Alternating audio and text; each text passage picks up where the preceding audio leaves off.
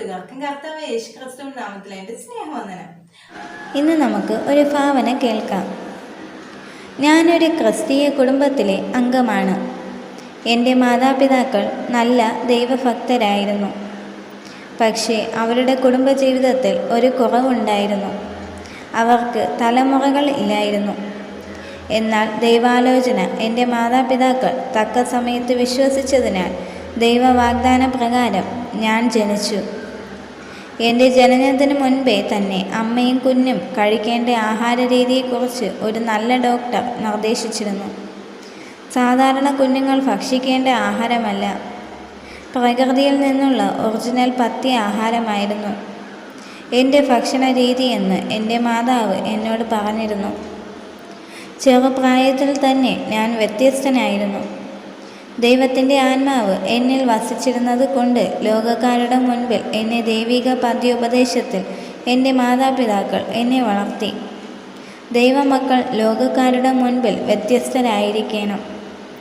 അങ്ങനെ വർഷങ്ങൾ കടന്നുപോയി. എൻ്റെ ബാല്യകാലം കഴിഞ്ഞ് യൗവനദിശയിലേക്ക് ഞാൻ കാലുവച്ചു. ലോകത്തിലേക്ക് ഒന്ന് ഇറങ്ങി നോക്കി. പല സ്ഥലത്തും കറങ്ങി നടക്കുവാൻ തുടങ്ങി. പല കൂട്ടുകാർ എനിക്ക് കിട്ടി. വളരെ സന്തോഷം തോന്നി. പല മോഹങ്ങൾ എൻ്റെ ഉള്ളിൽ കടന്നുകൂടി. പെൺകുട്ടികളുമായി ചുറ്റി സഞ്ചരിക്കാൻ തുടങ്ങി. അതിൽ ഒരു കുട്ടിയെ വിവാഹം കഴിച്ചാൽ കൊള്ളാമെന്ന് തോന്നി. എൻ്റെ ഭാവി വധുവിനെ സ്വയം തീരുമാനിച്ച് ഉറപ്പിച്ചു. അതിനുശേഷം മാതാപിതാക്കളെ അറിയിച്ചു. അവർ തിരക്കിയപ്പോൾ അന്യമതത്തിലുള്ള പെൺകുട്ടിയാണെന്ന് മനസ്സിലായി. അതുകൊണ്ട് അവർക്ക് ഈ ബന്ധത്തിൽ താല്പര്യം ഇല്ലായിരുന്നു. അവർ എന്നെ ഉപദേശിച്ചു, എങ്കിലും ഞാൻ വഴങ്ങിയില്ല. പലയിടത്തും സംഭവിക്കുന്നത് പോലെ അവർ മകൻ്റെ ഇഷ്ടത്തിന് വിട്ടുകൊടുത്തു. എൻ്റെ വിവാഹ നിശ്ചയത്തിന് ഞാൻ മാതാപിതാക്കൾക്കൊപ്പം യാത്ര തിരിച്ചു. നല്ല മനോഹരമായ സ്ഥലത്തിലൂടെയാണ് യാത്രയെങ്കിലും പോകുന്ന വഴിയിൽ ഒരു പ്രതികൂലം നേരിട്ടു. അലർന്ന സിംഹം ആരെ വിഴുങ്ങേണ്ടു എന്ന ഭാവത്തിൽ എൻ്റെ നേരെ ചീറിയെടുത്തു. പക്ഷേ അഭിഷേകത്തിൻ്റെ ശക്തി ഉള്ളതിനാൽ അതിനെ നിസ്സാരമായി പോരാടി ജയിച്ചു. പിന്നെയും യാത്ര ചെയ്ത് പ്രതിശ്രുത വധുവിൻ്റെ വീട്ടിലെത്തി. വിവാഹ നിശ്ചയം കഴിഞ്ഞു. ചില മാസം കഴിഞ്ഞാണ് വിവാഹം നടത്തുവാൻ തീരുമാനിച്ചിരുന്നത്. അതിനായി വരൻ്റെ പാർട്ടിക്കാർ ദീർഘദൂരം യാത്ര ചെയ്യുകയായിരുന്നു. അപ്പോഴാണ് എനിക്ക് നിസ്സാരമായി കൊന്ന മൃഗത്തെപ്പറ്റി ഓർമ്മ വന്നത്. അതിൻ്റെ അവശിഷ്ടത്തെ അന്വേഷിച്ചപ്പോൾ ശുദ്ധമായ തേൻകട്ടയാൽ അത് മൂടിയിരുന്നു. അത് എടുത്ത് ഭക്ഷിച്ചുകൊണ്ട് നടന്ന് ഇക്കാര്യം കൂട്ടത്തിലുള്ളവർ അറിഞ്ഞില്ല. വളരെ ദൂരം യാത്ര ചെയ്ത് വധുവിൻ്റെ വീട്ടിലെത്തി. വിവാഹമെല്ലാം ആഘോഷമായി നടന്നു. 7 ദിവസം നീണ്ടു നിൽക്കും ഞങ്ങളുടെ ഇടയിലെ ആഘോഷം. വധുവിൻ്റെ വീട്ടിലെ അവിടെ എനിക്ക് സെക്യൂരിറ്റിക്ക് ആൾക്കാരുണ്ടായിരുന്നു. അവരുടെ മുൻപിൽ എന്നെ തന്നെ ഞാൻ വലുതാക്കുവാൻ ശ്രമിച്ചു. അവരെ തോൽപ്പിക്കുവാൻ ഒരു കടങ്കഥ ഇട്ടുകൊടുത്തു. ശരിയായ ഉത്തരം പറയുന്നവർക്ക് സമ്മാനവും ലഭിക്കും. പക്ഷേ എനിക്ക് മാത്രമേ ഉത്തരം അറിയാവൂ. ഇൻ്റർനെറ്റിൽ സെർച്ച് ചെയ്താലും അതിൻ്റെ ഉത്തരം ലഭിക്കുകയില്ല. അതുകൊണ്ട് ഭാര്യ വീട്ടിൽ ഒന്ന് പൊങ്ങച്ചം അടിക്കാമെന്ന് ചിന്തിച്ചും തൻ്റെ സെക്യൂരിറ്റിക്കാർക്ക് ഉത്തരം ലഭിക്കാതെ വന്നപ്പോൾ അവർ തൻ്റെ ഭാര്യയെ ഭീഷണിപ്പെടുത്തി. എല്ലാം തകിടം മറിഞ്ഞു. തൻ്റെ ഭാര്യയുടെ മുൻപിൽ തോറ്റുകൊടുക്കേണ്ടി വന്നു. അതിനാൽ എനിക്ക് ലഭിക്കേണ്ട സമ്മാനം ഞാൻ തന്നെ അവർക്ക് കൊടുക്കേണ്ടി വന്നു. ഇത് നിമിത്തം ഞാൻ 30 കൊലപാതകം ചെയ്യേണ്ടി വന്നു. കുടുംബമായി സന്തോഷമായി ജീവിക്കേണ്ടതിന് പകരം എനിക്ക് കോപാഗ്നി ജ്വലിച്ചു. ഞാൻ സ്നേഹിച്ചതിനേക്കാൾ 10 മടങ്ങ് അവളെ ഞാൻ വെറുത്തു. അവിടെ നിന്നും ഒറ്റയ്ക്ക് എൻ്റെ വീട്ടിലേക്ക് മടങ്ങിപ്പോയി. ചില നാളുകൾ കഴിഞ്ഞ് എൻ്റെ കോപം ശമിച്ച ശേഷം വീണ്ടും ഞാൻ എൻ്റെ ഭാര്യയെ കാണാൻ വന്നു. പക്ഷേ പരാജയമായിരുന്നു.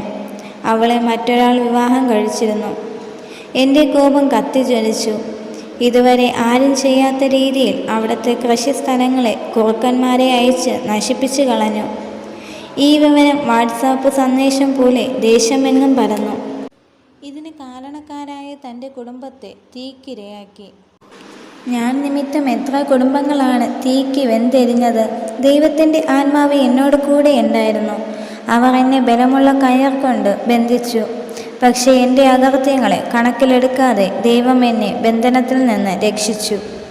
ഇന്ന് കോടിക്കണക്കിന് രൂപയാണ് യുദ്ധായുധങ്ങൾ നിർമ്മിക്കാൻ ചെലവാക്കുന്നത്.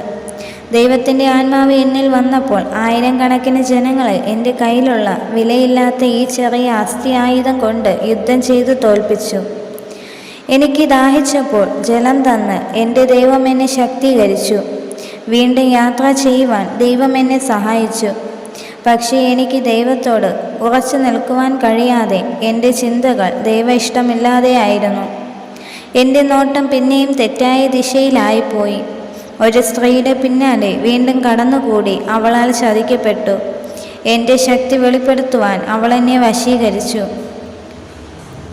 അവൾ എന്നെ കണ്ണുനീർ കൊണ്ട് വശീകരിച്ചപ്പോൾ അവളുടെ വശീകരണ വാക്കുകളിൽ ഞാൻ മയങ്ങിപ്പോയി. അതുവരെ ആരോടും വെളിപ്പെടുത്താത്ത എൻ്റെ ശക്തിയുടെ രഹസ്യം വെളിപ്പെടുത്തേണ്ടി വന്നു. ആ സ്ത്രീയുടെ മടിയിൽ ഗാഠനിദ്രയിൽ ആണ്ടുപോയി. അപ്പോൾ എൻ്റെ ശത്രുക്കൾ എൻ്റെ കണ്ണുകൾ കുത്തിപ്പൊട്ടിച്ചു. ഞാൻ നിസ്സഹായനായി. ലോകത്തെ കിടുകിട വിറപ്പിച്ചു. എൻ്റെ ഫോട്ടോ പത്രങ്ങളിൽ വന്നപ്പോൾ എല്ലാവരും എന്നെ പരിഹസിച്ചു. സെൻട്രൽ ജയിലിൽ പൊട്ടക്കണ്ണനായി മാവ് പൊടിക്കുന്ന ജോലി ലഭിച്ചു. ക്ഷേത്രങ്ങളിൽ ഉത്സവത്തിൽ എന്നെ പല കളികൾക്കായി ഉപയോഗിച്ചു. അപ്പോൾ ഞാൻ വളരെ ദുഃഖിച്ചു. ദൈവത്തിൻ്റെ ശക്തി എന്നിൽ നിന്ന് നഷ്ടപ്പെട്ടപ്പോൾ ലോകക്കാരുടെ മുൻപാകെ ഞാൻ നിന്ദിതനായി. അപ്പോൾ ഞാൻ എനിക്ക് പറ്റിയ തെറ്റിനെ പറ്റി ചിന്തിച്ചു. എന്നെക്കുറിച്ച് ദൈവം എന്തുമാത്രം ദുഃഖിച്ചിരിക്കാം. എനിക്ക് സുബോധം വന്ന് ദൈവത്തോടെ പാപക്ഷമയ്ക്കായി അലറി നിലവിളിച്ചു. എൻ്റെ അന്ത്യസമയത്ത് ശത്രുവിനെ തോൽപ്പിക്കുവാൻ ഒരു ചെറിയ സന്ദർഭം ലഭിച്ചു. അതോടെ എൻ്റെ ഈ ലോക ജീവിതം അവസാനിച്ചു. പ്രിയരെ, ചെറിയ സൂര്യൻ എന്ന അർത്ഥമുള്ള എനിക്ക് പറ്റിയ തെറ്റ് ആർക്കും ഉണ്ടാകാതിരിക്കട്ടെ. ഈ ലോകത്തിൻ്റെ മോഹങ്ങളെ പെട്ടെന്ന് നശിച്ചു പോകുന്ന കുമിളകൾ പോലെയാണ്.